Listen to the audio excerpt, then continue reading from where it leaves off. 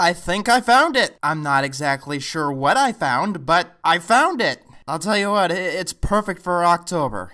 I'm sorry, my brain is a little scrambled right now. We were talking about one of the most grotesque things that I've ever seen. Introducing the brothers Grunt. Now, just looking at these characters makes me insanely nauseous. How do you instantly fail in the character design department? The answer is simple. Make it look like their mere existence is painful. Make it look like every second that they live is racked with pain that you can only imagine through the lens of your worst nightmares and most twisted fantasies. Why are their veins so visible? Why does their skin look dead? Their eyes are all jaundiced. It feels like we should take them to the hospital as soon as possible, but it also looks like you can't, because on the way there, they die being so frail. So, this show was meant to wrap around music videos because at the time, MTV still had those. And this definitely seems to be why MTV doesn't have music videos anymore. Yeah, anything shown in between this, you'd have a negative experience of almost immediately. The premise of the show is that the brothers Grunt are on their way to find the Chosen one of their brothers who panicked and ran away. It's a bunch of cliches tied together by nothing but grotesque imagery. And in the first episode, we figure out the concept behind it. This episode starts in a peaceful park with an old woman feeding some pigeons, and she pulls out one of the brothers by his eye socket. Yeah, this show came out in the mid-90s, the heyday of everyone trying to rip off Ren and Stimpy. I find it actually ironic,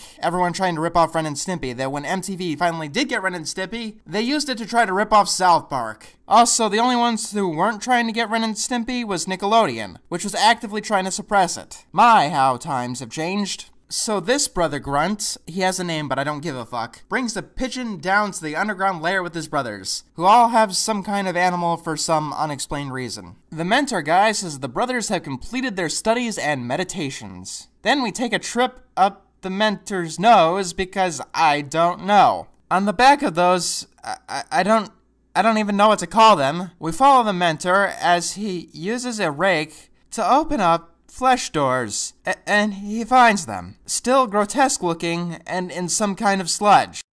But first, they must be cleansed. Because lip movement is completely optional.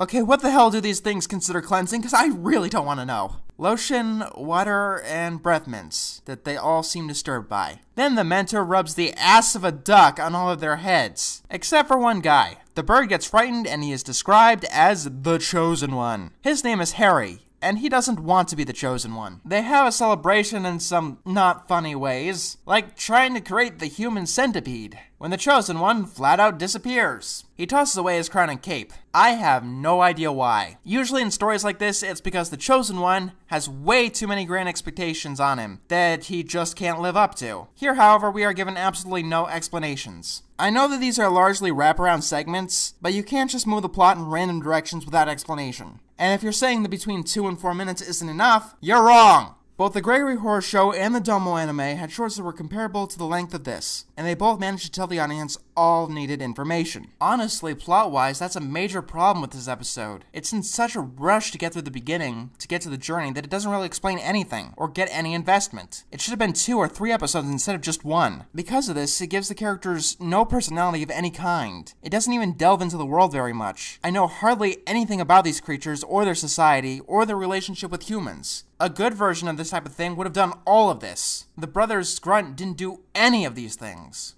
On top of that, the gross-out genre doesn't really lend itself to epic adventures that the brothers Grunt tried to do. The rules of reality constantly change to get the maximum effect in gross-out, which is the exact opposite of something like an epic adventure. The only funny thing about this show is that MTV thought it would be a good answer to replacing Beavis and Butthead to appease moral guardians. And I'd go on, but the first episode is over and I can't stand looking at it anymore. Now next time on Animated Atrocities, we're going to have fun. Did